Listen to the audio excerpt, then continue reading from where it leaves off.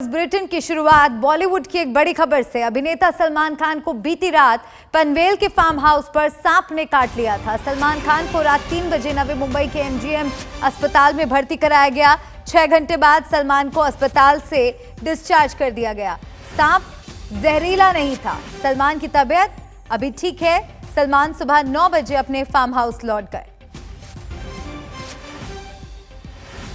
तो रात 3 बजे अस्पताल में सलमान खान को भर्ती कराया गया। पनवाल के फार्म हाउस में यह घटना हुई। सांप काटने के बाद सलमान को फौरन अस्पताल पहुंचाया गया। 6 घंटे अस्पताल में उनका इलाज चला और सुबह 9 बजे वो अपने फार्म हाउस लौट गए।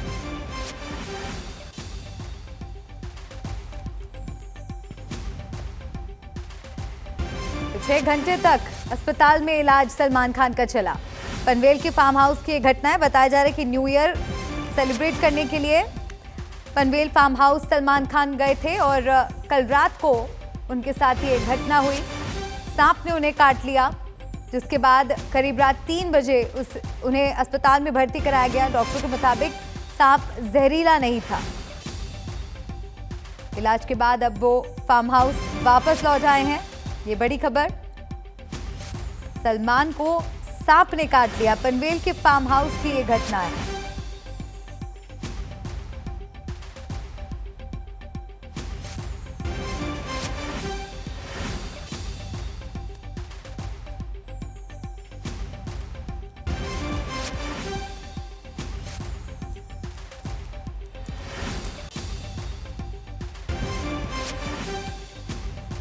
सौरभ बख्तानिया मेरे सहयोगी मेरे साथ जुड़ गए हैं ज्यादा जानकारी के साथ। सौरभ, जैसे कि डॉक्टर्स ने बताया है कि सांप जहरीला नहीं था। गनीमत है कि सांप जहरीला नहीं था। सिर्फ 6 घंटे के इलाज के बाद सलमान सकुशल घर वापस लौट आए हैं। और क्या कुछ जानकारी मिल पाई है अब तक? जी देखिए, ये जो घटना है मल्लिका, ये नवी मुंबई के पनवेल इलाके में हुई है। पनवेल में आपको पता होगा सलमान का बहुत ही बड़ा फार्म हाउस है और जो ज़्यादातर वक्त है सलमान वो अपने परिवार रिलेटिव्स के साथ, छोटे छोटे जो बच्चे हैं उनके साथ बहुत मज़े से वहाँ पर रहते हैं। जब भी उनको समय मिलता है तो वो पनवेल के फार्म हाउस जाते हैं। तो अभी जो वैकेशन का पीरियड चल रहा था तो वो पहले से ही फार्म हाउस चले गए थे। आज जो देर रात 3 बजे की ये घटना है, आपको ये बता दूं, ये फार्म हाउस है वो काफ़ी ज़्यादा बड़ा है। जो जंगल इलाका है उससे लग के है और साथ ही कुछ पहाड़ वगैरह भी है वहाँ पे। तो यहाँ पर क्या होता है, जो जहरीला सांप नहीं है वो सलमान को काटता है। पनवेल से बहुत ही नज़दीकी जो अस्पताल है कामोटे में एमजीएम अस्पताल है, वहाँ पर तुरंत सलमान खान को ले जाया जाता है। सीनियर डॉक्टर्स की टीम वहाँ पर पहले ही उनको इन्फॉर्म किया जाता है कि हम सलमान खान को लेके आ रहे हैं, उनको सांप काटा हुआ है। जब तहकीकात की गई तो वो सांप से पता चला कि वो सांप जहरीला नहीं है।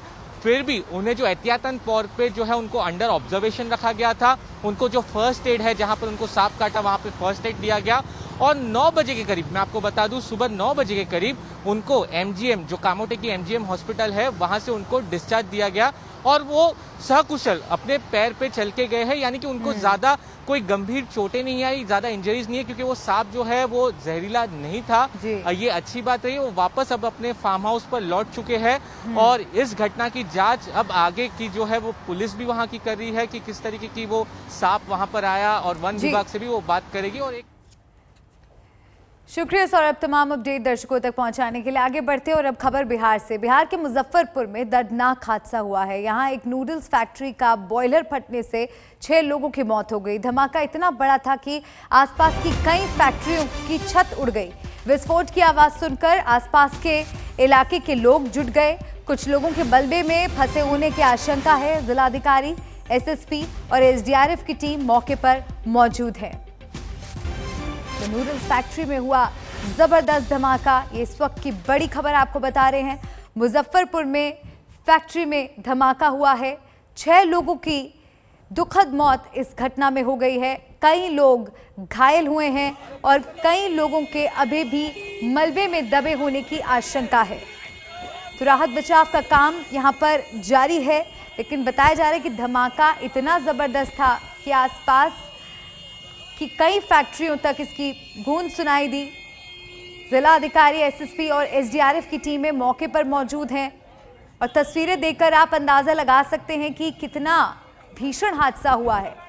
6 लोगों की मौत हो गई है। नूडल्स फैक्ट्री का बॉयलर फटने से 6 लोगों की मौत। नूडल्स फैक्ट्री थी, वहाँ बॉयलर में विस्फोट हुआ है और उसके चलते उस फैक्ट्री में और उसके अगल बगल की फैक्ट्रीज़ में काफ़ी तेज़ आवाज़ के साथ बिल्डिंग क्रैक की है, थोड़ा आग लगी है, जिसके चलते कुछ करीब 5 लोगों की डेथ हो चुकी है और घायल लोगों का और इलाज SKMCH में कराया जा रहा है। वर्तमान में एक जगह हम लोग देख रहे हैं कि और भी किसी कैजुअल्टी की बात हो तो वो हम लोग लगातार चेक करा रहे हैं। बाकी स्थिति यही है कि SKMCH में जो घायल हैं उनका बेहतर इलाज कराया जा रहा है। सर्वप्रथम तो उन परिवारों के लिए मेरी संवेदना है मेरे दल की ओर से। मैं वहाँ के ज़िला पदाधिकारी और उद्योग विभाग के अधिकारियों से संपर्क में हूँ। जिन लोग इस घटना में जो हताहत हुए हैं उनके परिवार के प्रति संवेदना व्यक्त करता हूँ। इसकी पूरी जांच कराएंगे कि आखिर बॉयलर का मेंटेनेंस हो रहा था नहीं हो रहा था, किस तरह से ये बॉयलर फटा। ये बड़ा एक्सीडेंट है, ये बड़ी दुर्घटना है और कई लोग अस्पताल में अभी एडमिट हैं। वहाँ से मलबा हटाया जा रहा है, उसके बाद वहाँ पता लगेगा कि कितने लोगों को चोटें आई हैं, कितने लोग हताहत हुए हैं और उनके परिवार के प्रति मैं संवेदना व्यक्त करते हुए उनकी पूरी मदद की जाएगी। बिहार सरकार स्थिति पर पूरी नज़र रखे हुए जी। आगे बढ़ते हैं और अब बात करते हैं ओमिक्रॉन की। देश में ओमिक्रॉन के मामले तेजी से बढ़ रहे हैं। कोरोना का ये नया वेरिएंट 17 राज्यों में पांव पसार चुका है। ओमिक्रॉन के सबसे ज्यादा 108 मरीज महाराष्ट्र में पाए गए हैं। दिल्ली दूसरे नंबर पर है जहां ओमिक्रॉन का आंकड़ा 79 है। तीसरे नंबर पर गुजरात जहां 43 मामले सामने आ चुके हैं, तो तेलंगाना में 41 मरीज हैं। आज ओडिशा में विदेश से आए 4 और लोग ओमिक्रॉन पॉजिटिव पाए गए हैं। चिंता की बात यह है कि बाजारों में भीड़ वैसी की वैसी ही है।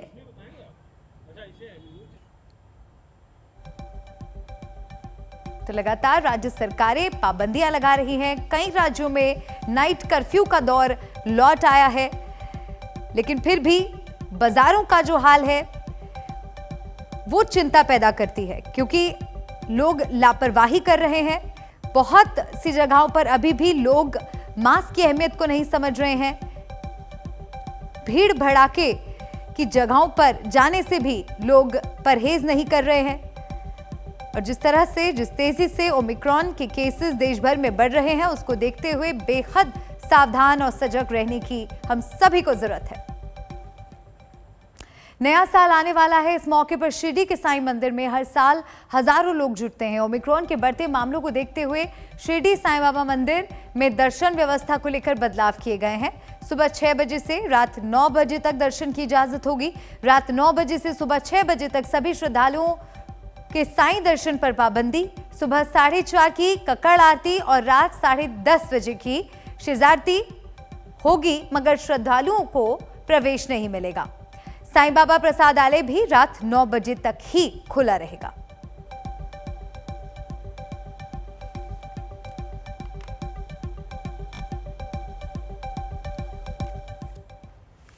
सरकार ने 15 से 18 साल तक की उम्र के बच्चों के लिए वैक्सीन की इजाजत दे दी है। हमारे संवाददाता ने इस बारे में बच्चों से बात की। 15 साल से 18 साल के बच्चों को 3 जनवरी से वैक्सीन लगेगी। इस वक्त हम वसंत कुंज इलाके में हैं, दक्षिणी दिल्ली के पौष इलाके में। हमारे साथ 15 से 18 साल के ये तमाम बच्चे बच्चियां मौजूद हैं। हम एक एक करके इनसे बात करेंगे। सबसे पहले हम बात करते हैं, अपना नाम बताइए और एज बताइए। Ahana Harikumar and I am 15 years old. Okay Ahana, 3 जनवरी से वैक्सीन लगेगी, किस तरह से स्टेप को देखती हैं? I really want to thank the government and Mr. Narendra Modi to take such a big decision and to provide all of us with vaccines. And I really appreciate it because we all could not enjoy these 2 years. We could not go to the school. इसके बारे में कुछ बताइए। हाँ, तो सबसे पहले तो मैं अपने प्रधानमंत्री जी को धन्यवाद करना चाहूँगा। ये बहुत ही बड़ा स्टेप था और बहुत ही अच्छा स्टेप था। एकदम अच्छी टाइमिंग पे लिया गया है ये स्टेप, ताकि जो हमें दिक्कत आ रही थी ऑनलाइन स्टडीज़ वगैरह में, जो बच्चों के पास गैजेट्स अवेलेबल नहीं थे और बहुत सारी जो दिक्कतें आ रही थी, तो उसमें काफ़ी सॉल्यूशन मिला है इस चीज़ में। और सारे जो बच्चे ऊपर मतलब ऑनलाइन स्टडीज़ कर करके मतलब मन नहीं कर रहा था किसी का भी करने का, तो स्कूल में एक बहुत अच्छा एनवायरनमेंट बनता है, तो हम वहाँ जाके पढ़ेंगे तो बहुत अच्छा लगेगा वापस हमें सबसे मिलना जुलना। डोज लगवाएंगे आप? हाँ बिल्कुल लगवाएंगे। हम भी वेट कर रहे थे बहुत टाइम से कि वैक्सीन सबके लिए खुले और हम भी लगवाएं, हमारे पेरेंट्स ने भी लगवा ली अब वैक्सीन, और ताकि हम स्कूल कॉलेज वगैरह भी जाएं अब। ओके, घबराहट भी होती होगी जिस तरीके से पिछले दिनों जो डेल्टा आया था और जिस तरह से दिल्ली में खास तौर पर काफ़ी मुश्किल दिल्ली ने देखी, तो एक घबराहट भी हो रही होगी कि यार हमारे लिए वैक्सीन क्यों नहीं है। हाँ मुझे भी कोविड हो गया था उस टाइम पे, मेरे पेरेंट्स को भी हो गया था, तो अब अच्छा स्टेप है कि आ गई है वैक्सीन और बस अब लगवाएंगे वैक्सीन। तो बच्चों के रिएक्शंस आपने देखे, बच्चे काफ़ी खुश हैं और ऐसी ही खुशी अभिभावकों के बीच भी दौड़ रही है। आगे बढ़ते हैं। लखनऊ में आज रक्षा मंत्री राजनाथ सिंह ने ब्रह्मोस और डीआरडीओ लैब का शिलान्यास किया। मुख्यमंत्री आदित्यनाथ योगी भी इस मौके पर मौजूद थे। दोनों नेताओं ने संकल्प जाहिर किया कि सुरक्षा के मसले पर कोई समझौता नहीं हो सकता। आपने विगत 7.5 वर्ष के अंदर केंद्र सरकार के द्वारा समय समय पर किए गए वे ऑपरेशन जो सबके सामने हैं उनको देखा होगा। हर व्यक्ति इस बात को मानता है ये नया भारत है, नया भारत छेड़ता नहीं है, लेकिन अगर कोई छेड़ता है तो उसे छोड़ता भी नहीं है। हम लोग कहते थे जिस दिन हमारी सरकार हिंदुस्तान में बन जाएगी, मेरे बहनों भाइयों, नए भारत के निर्माण का सिलसिला हम प्रारंभ करेंगे। मैं दावे के साथ कह सकता हूं, नए भारत के निर्माण का सिलसिला प्रारंभ हो गया है। पहले भारत अंतर्राष्ट्रीय मंचों पर कुछ बोलता था तो भारत की बात को कोई गंभीरतापूर्वक नहीं लेता था। आई गई बात हो जाती थी भारत की अंतर्राष्ट्रीय मंचों पर, लेकिन आज भारत अंतर्राष्ट्रीय मंचों पर भी कुछ बोलता है तो सारी दुनिया बहुत ही ध्यान और गौर से हमारी बातों को सुनती है और उस पर अमल करती है। यह भारत की हैसियत सारी दुनिया में बनी है।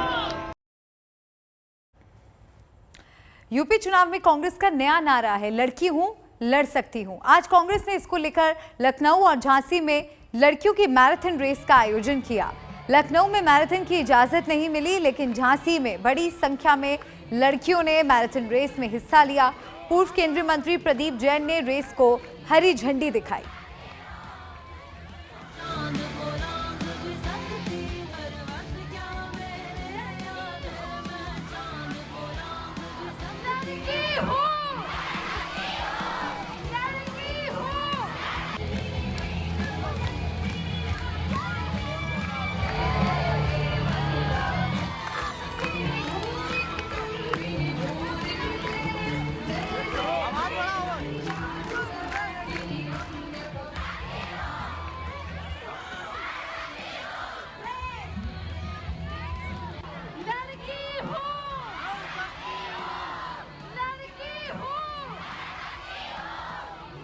कांग्रेस ने लड़कियों का ये मैराथन लखनऊ में भी आयोजित किया था, लेकिन इससे इजाजत नहीं मिली। यूपी कांग्रेस अध्यक्ष अजय कुमार लल्लू ने ट्वीट कर इस पर विरोध जताया है। उन्होंने ट्वीट में लिखा कि हम जानते हैं कि तुम इस क्रांति से डर गए।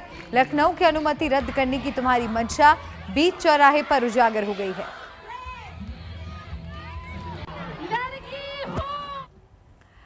अगली खबर का रुख करेंगे। किसान आंदोलन स्थगित हो चुका है, लेकिन कृषि कानून को लेकर सियासत की चिंगारी अभी बुझी नहीं है। एक दिन पहले कृषि मंत्री नरेंद्र सिंह तोमर के बयान को कृषि कानूनों की वापसी का संकेत मान लिया गया। बवाल बढ़ा तो कृषि मंत्री ने कहा कि उनके बयान को लेकर गलत प्रचार किया जा रहा है।